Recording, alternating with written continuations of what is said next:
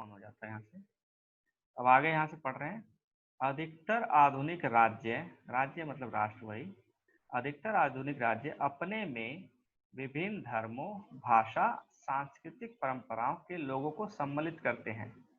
ठीक है। अभी पहले क्या था कि एक धर्म को लेके या एक नस्ल को लेके या एक भाषा को लेके राष्ट्र बनता था। ठीक है। कई राष्ट्र ऐसे हैं जो सिर्फ एक धर्म, नस्ल या भाषा के आधार पर, जैसे जर्मनी की बात करें। ठीक है। जर्मनी एक नस्ल, जर्मन नस्ल को लेके जो जर्मनी भाषा बोलते हैं।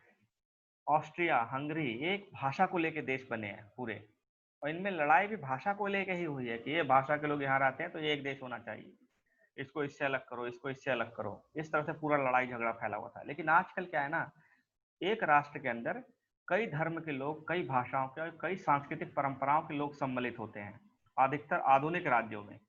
जैसे भारत, भारत तो खैर पुराने इतिहास से ही कई धर्मों, भाषाओं और सांस्कृतिक परंपराओं को लेके देश बना हुआ है। भारत एक इस चीज में बहुत आगे है। ठीक है ना। लेकिन एक लोकतांत्रिक राज्य की राष्ट्रीय पहचान में नागरिकों को ऐसी राजनीतिक पहचान देने की कल्पना होती है, जैसे अगर बोले कि आधुनिक राष्ट्र क्या होगा तो विभिन्न धर्मों, भाषाओं और उसके लोग एक साथ रह रहे हैं। लेकिन लोकतांत्रिक राज्य की बात करें, लोकतांत्रिक राज्य की राष्ट्रीय पहचान, आपकी राष्ट्रीय पहचान में नागरिकों को राजनीतिक पहचान देनी होती है, जिससे राज्य के सभी सदस्य भागीदार हो सकें। ठीक है ना। जैसे राष्ट्र, अब ऐसा नहीं है कि सिर्फ संस्कृति सबकी मिलती है और राष्ट्र बन गया तो काम हो गया वहां पे खत्म। नागरिकता होने के लिए उनको कुछ अधिकार भी देने पड़ते हैं। नागरिक तो हो गए आप उस राष्ट्र के, लेकिन आपने राष्ट्र बनाया, आप एक संस्कृति के लोग मिलकर एक जगह पे रह रहे हैं, पूरा बड़ा देश है, तो उसके बाद क्या होता है, उनको एक राजनीतिक अधिकार भी दिए जाते हैं, राजनीतिक पहचान दी जाती है उनको। ठीक है। अपने आप को व्यक्त करने के लिए, ठीक है, अपने राष्ट्र को व्यक्त करने के लिए उनको राजनीतिक पहचान दी जाती है।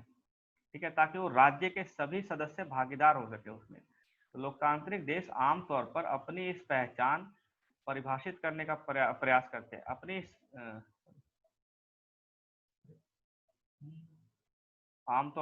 लोकतांत्रिक देश आमतौर पर अपनी पहचान इस प्रकार परिभाषित करने का प्रयास करते हैं कि वह यथासंभव समावेशी हो, यानी जो सभी नागरिकों को राष्ट्र के अंग के रूप में खुद को पहचानने की अनुमति देता हो।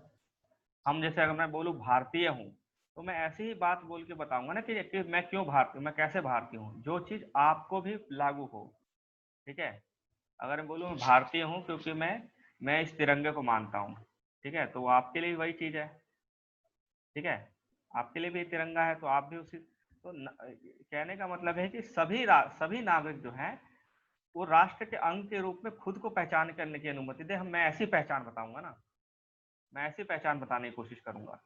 लेकिन व्यवहार में अधिकतर देश अपनी पहचान को इस तरह परिभाषित करने की ओर अग्रसर हैं जो कुछ नागरिकों के लिए राष्ट्र के साथ अपनी पहचान कायम करने अन्यों की तुलना से आसान बना देता है। ठीक है। जैसे कि इसका कहने का मतलब है कि होना क्या चाहिए, जो मेरी पहचान है, नोट करो, क्या इसका कहने का मतलब है कि अगर आप किसी राष्ट्र, आप कहते हो कि मैं भारतीय हूं, तो आपकी जो पहचान बताने का जो तरीका होगा ना, वही सबकी पहचान बताने का तरीका होना चाहिए। ठीक है। लेकिन हुआ है क्या अभी, अभी क्या है, लेकिन अब क्या है, अधिकतर देश अपनी पहचान को इस तरह परिभाषित करने की ओर अग्रसर हैं जो कुछ नागरिकों के लिए राष्ट्र के साथ अपनी पहचान कायम करना अन्य की तुलना से आसान बनाता है। मतलब अगर मैं बोलूं जैसे कि वंदे मातरम बोलना, मैंने वंदे मातरम बोला मतलब मैं राष्ट्रवादी हो गया, मैं भारतीय हो गया। जो नहीं बोल रहा है वो राष्ट्रवादी नहीं है। ठीक है। इस चीज की बात कर रहा है। मतलब सिर्फ वंदे मातरम बोलना ही मेरे को आसान कर दिया कि मैं राष्ट्रवाद हो गया, मैं इंडियन हूँ। ठीक है। और कोई नहीं बोल रहा है तो उसको प्रूफ लाना पड़ेगा, अलग दूसरे प्रूफ दिखाओ भाई, तुम वंदे मातरम नहीं बोल रहे हो तो और क्या प्रूफ है तुम्हारे पास अपनी राष्ट्रीय पहचान बताने के। होना क्या चाहिए, जो मेरी पहचान बताने का तरीका है वही सबकी पहचान बताने का तरीका होना चाहिए। लेकिन आधुनिक समय में क्या हो रहा है, चेंजेस हो रहे हैं धीरे धीरे। ठीक है। भारत एक एग्जाम्पल हो चुका है इसमें, और खासकर रिसेंट टाइम में जो सीए कानून आया या कुछ ऐसे कानून बन रहे हैं, तो इसमें क्या बहस चल रही है, या फिर इससे पहले जो कुछ बहस चल रही थी हिंदुत्व को लेके कि जो हिंदू है वही राष्ट्रवादी है। इस तरह से अगर पहचान बनने, मतलब हिंदू होना आसान हो गया राष्ट्रवाद के लिए, मुस्लिम होना तो उसको प्रूफ करना पड़ेगा कि वो आतंकवादी नहीं है या वो राष्ट्रवादी है। ठीक है, तो कुछ नागरिकों के लिए राष्ट्र के साथ अपनी पहचान कायम करना अन्य की तुलना में आसान बन रही है। अगर हिंदू हो तो आप हाँ ठीक है, आपको कोई दिक्कत नहीं है, आप राष्ट्रवाद हो, आप भारतीय हो। हाँ मुस्लिम हो तो भाई पहले तो अपना आईडी कार्ड दिखाओ, ये सब दिखाओ, वो सब दिखाओ, कितने साल से रह रहे हो, पहले कहाँ रह रहे थे, अभी कहाँ रह रहे हो, यहाँ क्यों आए, वहाँ क्यों गए, ये सब चीजें बतानी पड़ेंगी उसको। समझ रहे हो, वंदे मातरम बोल के दिखाओ, राष्ट्रगान गा के दिखाओ, ये सब चीजें शुरू हो जाती हैं। यह राज सत्ता के लिए भी अन्य की तुलना में कुछ लोगों को नागरिकता देना आसान कर देता है। ठीक है, ये राज सत्ता के लिए भी अन्य की तुलना में कुछ को नागरिकता देना आसान कर देता है। ठीक है, यह अप्रवासियों का देश होने पर गौरवान्वित होने वाले संयुक्त राज्य अमेरिका के बारे में भी वैसे ही सच है जैसे कि अन्य देश के बारे में। जैसा कि अमेरिका के बारे में जो चीज जैसा सच है कि वो कुछ चीजें आसान है वहां पे नागरिकता देने के लिए, नागरिकता को मानने के लिए, कुछ और कुछ आवाज नहीं आ रही है। कुछ लोग, कुछ नागरिकों के लिए क्या होता है, आसान हो जाता है राष्ट्र की नागरिकता की पहचान बताना। ठीक है, और ये काम क्या होता है, ये राजसत्ता के लिए भी आसान कर देता है अन्य की तुलना में कुछ को नागरिकता देना। जैसे मान लीजिए आप अमेरिका में गए, कई देश ऐसे हैं, किसी एक देश में गए, ए देश है, ए कंट्री का नाम है, कंट्री का नाम ए है। ठीक है, इस देश में गए, आपने क्या किया, इस देश में 2 करोड़ का इन्वेस्टमेंट किया। कई देशों ने ये बना रखा है नियम, मतलब वहाँ कानून में है कि जो व्यक्ति यहाँ पे 2 करोड़ का इन्वेस्टमेंट करेगा वो यहाँ की नागरिकता ले सकता है। ठीक है, तो ये क्या है कि नागरिकता देना आसान कर दिया उसने अन्य की तुलना में। अगर आप जाते हो 2 करोड़ का इन्वेस्टमेंट करते हो, फिर मैं जाता हूँ यहाँ देश में और मैं इन्वेस्टमेंट नहीं कर पाता, मैं वहाँ काम करने के लिए गया था, मैं बोलता हूँ कि नहीं ये देश तो अच्छा है, मुझे यहाँ की नागरिकता चाहिए, क्या वो मुझे उतनी जल्दी नागरिकता दे देगा? नहीं देगा। ठीक है, वो मुझे उतनी जल्दी नागरिकता नहीं देगा जितनी जल्दी इसको दिया था।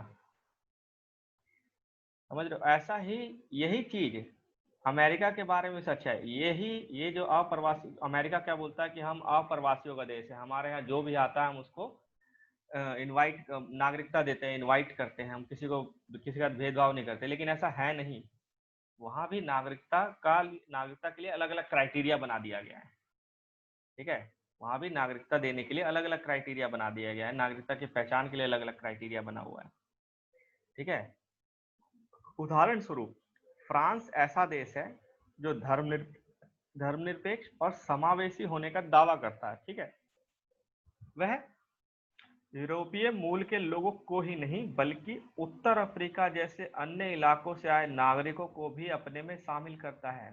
फ्रांस ऐसा देश है जो सिर्फ यूरोप से ही आने वालों को नहीं बल्कि और अफ्रीका से भी आ रहे हैं जो लोग, उनको भी नागरिकता में, अपने नागरिकों में शामिल करने का दावा करता है। ठीक है, संस्कृति और भाषा इसकी राष्ट्रीय पहचान की महत्वपूर्ण विशेषताएं हैं और सभी नागरिकों से अपेक्षा की जाती है, उससे मांग की जाती है कि जो भी नागरिक हैं वे अपने जीवन के सार्वजनिक पहलुओं में इस फ्रांसीसी भाषा संस्कृति से आत्मसात हो जाएं, मतलब जो आए वो हमारी संस्कृति को अपनाएं।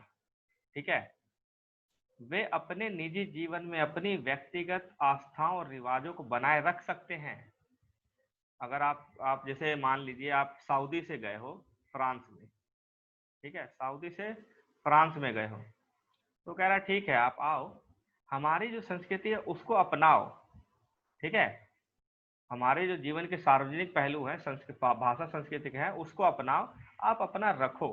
आपका जो आस्था है, आप मुस्लिम हो, आपको नमाज पढ़ना है, बुर्का पहनना है, वो ठीक है, आपका व्यक्तिगत आस्था है, उसको लेकिन आप अपने तक ही रखो। ठीक है, उसको रख सकते हो, लेकिन हमारी जो संस्कृति है उसको अपनाना पड़ेगा। ठीक है, यह एक समुचित नीति लग सकती है, लगेगा कि आपको अच्छा है, समुचित नीति है, लेकिन यह परिभाषित करना हमेशा आसान नहीं होता कि क्या सार्वजनिक है और क्या निजी है। अब सार्वजनिक पहलुओं को अपनाने की बात कर रहा है भाषा संस्कृति को, लेकिन कह रहा है कि अपने निजी जीवन में जो आपका है वो आप बनाए रख सकते हो। तो लेकिन सार्वजनिक क्या है, निजी क्या, कैसे पता लगेगा? इसने कुछ विवादों को जन्म दिया, जैसे कि धार्मिक विश्वास नागरिकों के निजी क्षेत्र का मामला माना जाता है। धार्मिक विश्वास है, अब सऊदी से जो आएगा उसको, वो तो अगर मुस्लिम है तो उसको धार्मिक आस्थाएं होंगी उसकी अपनी, तो उसका निजी क्षेत्र का मामला हो जाता है। ठीक है, लेकिन कई बार, यही है ना इसके बाद, लेकिन कई बार धार्मिक प्रतीक रिवाज सार्वजनिक जीवन में प्रवेश कर जाते हैं। ठीक है, जैसे आप मुस्लिम हैं, या फिर मान लीजिए मुस्लिम क्या है बार बार, ठीक है मुस्लिम है, तो आपके कुछ निजी रिवाज होते हैं, जैसे कि नमाज पढ़ना, ठीक है, या फिर बुर्का पहनना, ठीक है, या फिर कुछ और ऐसी चीजें करना जो आप अलग से पता लग जाता है, फिर जो टोपी नहीं आता ऊपर वाला वो पहनना, ठीक है, ये सब करना।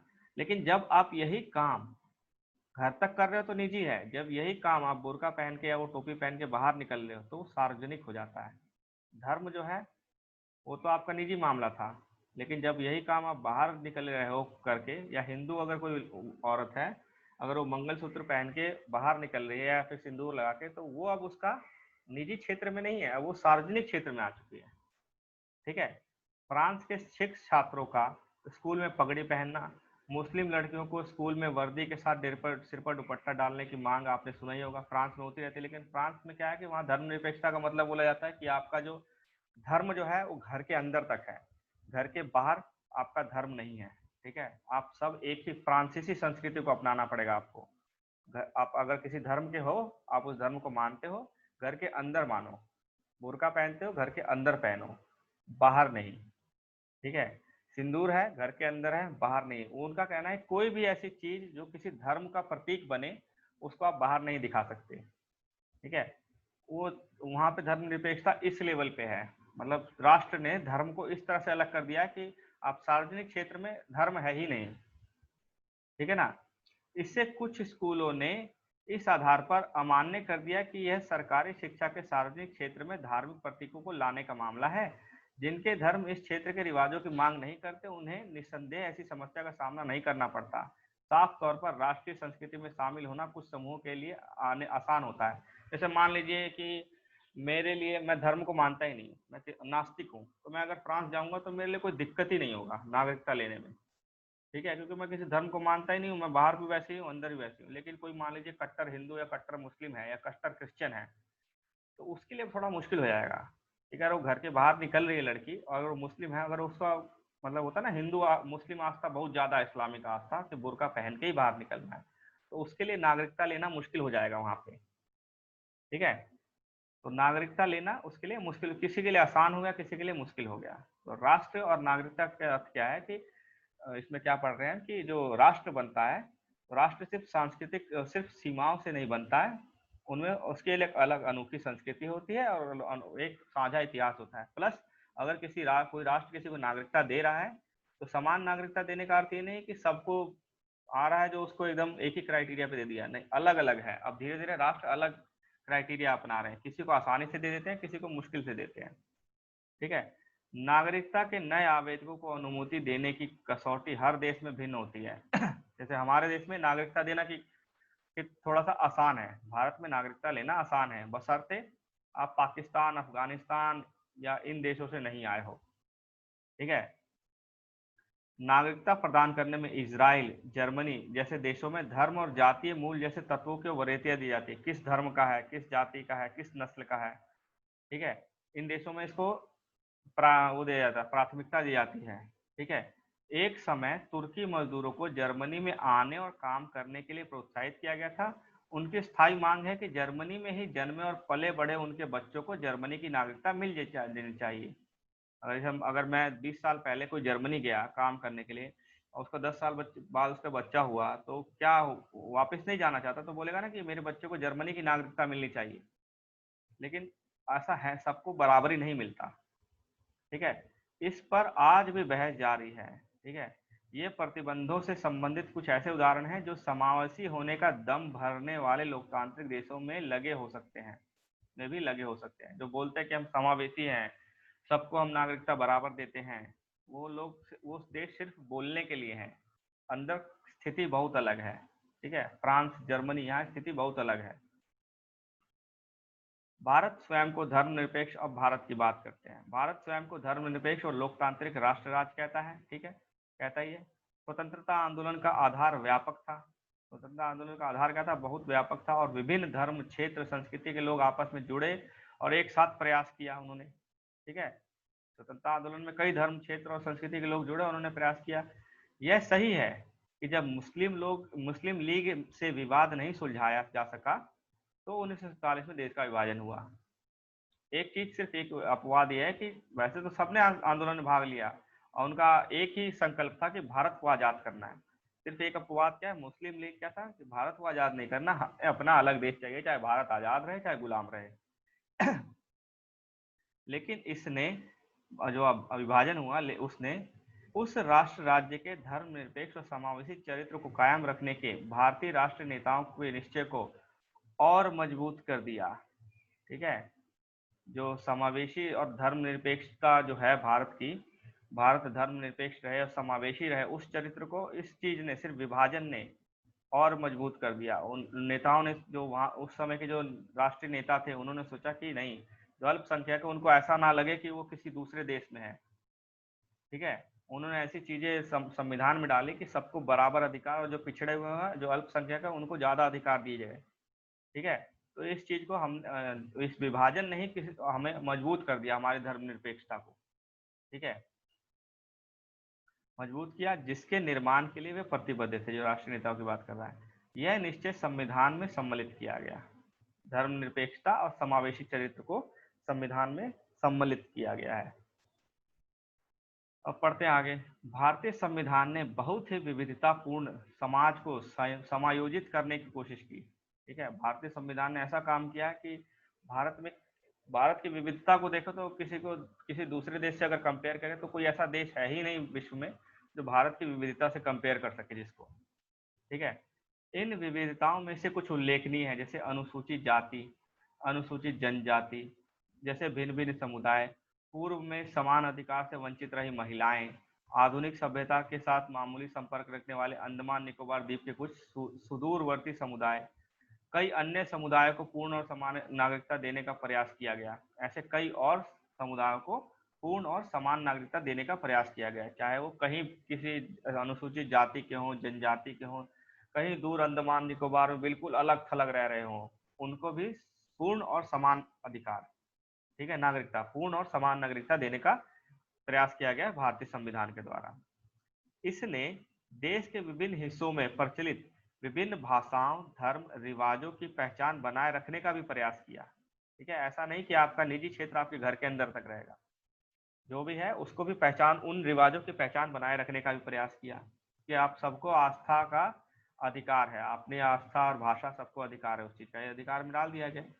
इससे इसे लोगों को उनकी निजी आस्था, भाषा या सांस्कृतिक रिवाजों को छोड़ने के लिए बाध्य किए बिना, मतलब फ्रांस में क्या था कि आपको ये तो छोड़ना पड़ेगा, नहीं तो आप ये नागरिकता नहीं मिलेगी। नहीं, उसने क्या, भारत ने क्या किया, जो भी आपका निजी आस्था है, आप किसी धर्म, जाति, किसी भाषा के बोलते हो, किसी भी सांस्कृतिक रिवाज को हो, उसको छोड़ने के लिए बाध्य किए बिना सभी को समान अधिकार उपलब्ध कराना था। ठीक है, संविधान के जरिए आरंभ किया गया यह अद्वितीय प्रयोग था, ऐसा कभी प्रयोग नहीं किया गया। अद्वितीय मतलब अनोखा, अपने आप में इकलौता। दिल्ली में गणतंत्र दिवस परेड, विभिन्न, जब गणतंत्र दिवस परेड में देखते हो कई क्षेत्रों, असम, नागालैंड और गुजरात से लेकर कन्याकुमारी से लेकर हर तरह के उसमें सम्मिलित होते हैं। ठीक है ना, और उसको लोगों को सम्मिलित करने के राज्य सत्ता के प्रयास को प्रतिबिंबित करता है। वो गणतंत्र दिवस का परेड इंपॉर्टेंट किस लिए, अगर पूछे गणतंत्र दिवस के परेड की क्या महत्व है आपके लिए, आप इससे क्या महत्व रखते हो, ठीक है, गणतंत्र दिवस का परेड आपके लिए कैसे महत्वपूर्ण है, इसका क्या सिग्निफिकेंस है, क्या महत्व है, तो आप बता सकते हो कि गणतंत्र दिवस के परेड में पूरे देश के हर कोने कोने से हर संस्कृति के वहां पे झांकियां निकलती है, जो कि पूरे देश की विभिन्नता को एकता में होता है ना, अनेकता में एकता को दर्शाता है। अलग अलग विभिन्न क्षेत्रों से विविध प्रकार के लोग और झांकियां आती हैं, लेकिन देश क्या है, मतलब एक ही है। सिर्फ इंडिया का है ना, अलग अलग हाँ स्टेट से आते हैं, हाँ हाँ, इंडिया का ही अदर कंट्री का तो नहीं आ सकता ना। आ सकता है। देखो, गणतंत्र दिवस में परेड में आ सकता है, ठीक है, गणतंत्र अच्छा। दिवस के परेड में अगर भारत किसी को निमंत्रण देता है, जैसे पिछले साल या पिछले से पिछले साल फ्रांस को निमंत्रण दिया गया था। ठीक है, अच्छा। फ्रांस का एक टुकड़ी आई थी और उसने परेड में हिस्सा लिया था। ठीक है, गणतंत्र दिवस के परेड में अगर भारत किसी को निमंत्रण देता है, जैसे पिछले साल या पिछले से पिछले साल फ्रांस को निमंत्रण दिया गया था। ठीक है, फ्रांस का एक टुकड़ी आई थी और उसने परेड में हिस्सा लिया था। या फ्रांस या कोई ओ, देश था, मेरे को याद नहीं आ रहा, शायद फ्रांस ही था। तो निमंत्रण के ऊपर है। भारत की झांकियां हैं दूसरे देशों के परेड में भी जाती है। ठीक है, भारत से भी दूसरे देशों के गणतंत्र दिवस या जो वहाँ कोई परेड होती है तो वहां से भारत के भी जाते हैं, अच्छा। लेकिन निमंत्रण के ऊपर है ये सारा। लेकिन हम्म आप हम्म राज्य तो भेजता ही भेजता है अपना अपना। राज्यों की एक सूची बनती है, उसमें से शॉर्ट सारे 29 राज्य तो आ नहीं सकते गणतंत्र दिवस के परेड में। तो हम्म, लिस्ट बनता है, उसमें से कुछ आते हैं। अच्छा। लेकिन महत्व यही है कि सभी धर्म, संस्कृति और क्षेत्रों के वहाँ पे एक तरह से आपको पूरा भारत दिखाई देता है। ठीक है। तो यहाँ क्या है कि आपको अपने रिवाज, रीति रिवाज नहीं छोड़ने के लिए बाध्य किया गया। नागरिकता अगर लेनी है, फ्रांस और कई देशों में क्या है, अगर नागरिकता लेनी है तो आपका निजी क्षेत्र घर के अंदर रहेगा। यहाँ क्या है कि नागरिकता अलग चीज है और निजी जो आस्था है वो अलग चीज है, दोनों को बराबर अहमियत दे दी गई है। ठीक है। नागरिकता से संबंधित प्रावधानों का उल्लेख संविधान के दूसरे भाग में और संसद द्वारा बाद में पारित कानूनों में हुआ है। अब यहाँ से आपका संविधान का थोड़ा बहुत शुरू हो गया है। नागरिकता कहाँ लिखा गया है, नागरिकता के बारे में संविधान के दूसरे भाग में लिखा गया है। दूसरे भाग में नागरिकता के बारे में लिखा गया। इस दूसरे भाग के आधार पे संसद ने कई कानून बनाए। जैसे अभी रिसेंटली क्या बनाया, CAA 2019। ठीक हम्म, है ना। नागरिकता अधिनियम जो था 2019, इसी इसी के आधार पे बना है। जो आपका भाग 2 है, भाग 2 है, इसके आधार पे बना है नागरिकता कानून। तो नागरिकों से संबंधित जो भी प्रावधान है इन दो जगह लिखे हुए हैं, भाग 2 में या फिर जो संसद कानून पारित करता है उसमें। ठीक है। संविधान ने नागरिकता की लोकतांत्रिक और समावेशी, अब देखो, नागरिकता की लोकतांत्रिक और समावेशी धारणा को अपनाया है। मतलब एक ही लाइन में आप अगर मतलब समझाना चाहो तो कैसे समझा सकते हो। संविधान ने क्या किया है, नागरिकता की लोकतांत्रिक और समावेशी धारणा को अपनाया है। ठीक है। कैसे समझना इसको अपने आप। भारत में जन्म, वंश परंपरा, पंजीकरण, देशीकरण या किसी भू क्षेत्र के राज क्षेत्र में शामिल होने से नागरिकता हासिल की जा सकती है। ठीक है। भारत में अगर जन्म लो या आपका वंश यहाँ से चल रहा है भारत से, या पंजीकरण किया है मतलब रजिस्ट्रेशन के थ्रू, या देशीकरण के थ्रू, या किसी भू क्षेत्र के राज्य में कोई दूसरा क्षेत्र को शामिल कर लिया जाए, इन इनके आधार पे आप लोगों को नागरिकता मिल सकती है। कितने आधार पे, 1, 2, 3, 4 और 5 आधार हैं। ठीक है। इन 5 आधारों पे नागरिकता मिल सकती है। या तो आपका जन्म यहाँ हुआ हो, या आपका जन्म बाहर हुआ हो लेकिन आपके माता पिता या एक कोई उनमें से भारत का हो पहले। ठीक है। या आप रजिस्ट्रेशन आए हो, आपको यहाँ की नागरिकता चाहिए तो आपने रजिस्ट्रेशन किया। ठीक है। देशीकरण हुआ, या फिर ये पढ़ेंगे देशीकरण और पंजीकरण दोनों लगभग एक जैसा ही है। या फिर भारत ये था, आप इस देश के नागरिक थे, भारत ने इसको अपने देश में मिला लिया। जैसे सिक्किम के जो नागरिक थे जब 1975, ये सिक्किम के नागरिक हैं, तो सिक्किम ने जब भारत ने जब सिक्किम को 1975 में मिला लिया तो सिक्किम के नागरिक अपने आप ही भारत के नागरिक हो गए। ठीक है ना। तो ये 5 तरीके हैं जिससे कि भारत की नागरिकता हासिल होती है, मिलती है। ठीक है। जैसे आपको जन्म से मिली है, आपका जन्म भी है, वंश भी यहीं पे है, तो आपको उससे मिली है। जो बाहर से आ रहे हैं उनको रजिस्ट्रेशन करवाना पड़ता है। ठीक है। संविधान में नागरिकों के अधिकार और दायित्व दर्ज हैं। आपने पढ़ा ही है, मौलिक अधिकार और क्या कहते हैं, मौलिक कर्तव्य हैं। यह प्रावधान भी है कि राज्य को केवल धर्म, मूल वंश, जाति, लिंग, जन्म स्थान या इनमें से किसी एक आधार पर नागरिकों के साथ भेदभाव नहीं करना चाहिए। आर्टिकल 15-16 में ही लिखा गया है। ठीक है। भेदभाव नहीं होगा। किस आधार पे नहीं होगा, सिर्फ इन्हीं आधारों पे। ऐसा नहीं कि इसके अलावा कुछ आधार हो तो उस पर नहीं कर सकते। भेदभाव किया जा सकता है नागरिकों के साथ, लेकिन इन आधारों पे नहीं किया जा सकता। जैसे कि धर्म, मूल वंश, जाति, लिंग और जन्म स्थान, ये रट लेना, इन्हीं आधारों पे सिर्फ भेदभाव किया जा सकता है। भेदभाव नहीं किया जा सकता, इन आधारों पे भेदभाव नहीं किया जा सकता। ठीक है। इन आधारों पे भेदभाव नहीं किया जा सकता। जैसे कि अगर कोई आर्मी में वैकेंसी निकलती है, आर्मी की अगर वैकेंसी निकलती है, लड़ाई सीधा युद्ध क्षेत्र वाले में लड़ने वाली, कॉम्बैट वाली युद्ध, उसकी वैकेंसी निकलती है, तो क्या होता है, ना तो उसमें धर्म पूछा जाता है, ना वंश पूछा जाता है, ना जाति, ना लिंग, जन्म स्थान, कुछ नहीं। हाँ, बायोलॉजिकली अंतर होता है। साइंस के बेस पे कभी कभी कर दिया जाता है, बायो के बेस पे महिलाओं को उन पोस्ट पे नहीं रखा जाता जिन पोस्ट पे ज्यादातर पुरुष रहते हैं। ठीक है, पहले अब धीरे धीरे महिलाएं भी इस पोस्ट पे ला रही हैं। जैसे युद्ध में फ्रंट लाइन पे महिलाएं नहीं होती थी पहले, उनको बायोलॉजिकली अलग किया, भेदभाव किया गया था, लिंग के आधार पर भेदभाव नहीं था वो। सुप्रीम को मतलब जो सॉरी ये कहा गया था कि जो जो भेदभाव है, सरकार ने क्या वो अपनी तरफ से वो दिया था। ये केस हुआ था पहले, कई बार केस चला है कि महिलाओं को क्यों नहीं भेजा जा रहा है, जब लिंग के आधार पर कोई भेदभाव ही नहीं करना, पुरुष और महिला के आधार पर अगर भेदभाव नहीं है तो महिलाओं को क्यों नहीं नौकरी दी जाती है ऐसी जगह पे। जो फ्रंट लाइन पे लड़ाई होती है, युद्ध होता है, तो वहां पे महिलाओं को क्यों नहीं भेजा, नौकरी दी जाती है। तो सरकार ने ये दलील दी थी कि महिलाओं को और पुरुषों को अलग लिंग के आधार पे नहीं किया गया है, बायो के आधार पे अलग किया गया, बायोलॉजी के आधार पे। महिलाओं का थोड़ा जो फिजिक होता है, जो शारीरिक जो होता है, वो कमजोर होता है पुरुषों की बजाय। ठीक है, ये उस टाइम का तर्क था, लेकिन अभी धीरे धीरे तर्क चेंज हो रहा है। अब महिलाओं को भी लड़ाकू विमान उड़ाने का, फ्रंट लाइन पे लड़ने का, सीआरपीएफ और ऐसी ऐसी पोस्ट में एकदम डायरेक्ट भिड़ने के जो पोस्ट होती है वहां पे दिया जा रहा है नौकरी।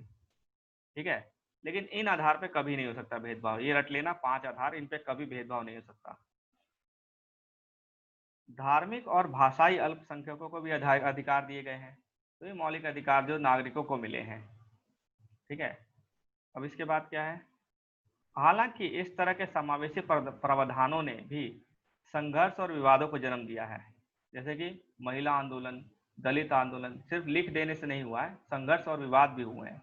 महिला आंदोलन, दलित आंदोलन, ठीक है, जैसे कि संविधान में लिख दिया कि सब पुरुष और महिलाएं बराबर है, तो जो महिलाएं जागृत हुई उन्होंने आंदोलन किया।